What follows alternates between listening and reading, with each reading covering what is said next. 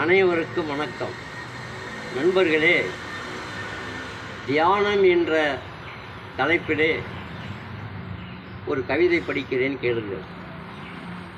மனிதனுக்கு பெருமையளிப்பது நிதானம், தர்மத்திலே புகழடைந்தது அன்னதானம், இறந்தவுடன் போய் சேருவது மயானம், மனிதனின் ஆயுளை கூட்டுவது தியானம், தியானத்திலே வலிமை வாய்ந்தது பிராணாயாமம், இதை கற்றுணர்ந்தால் வாழ்விலே பெரும் சேமம்.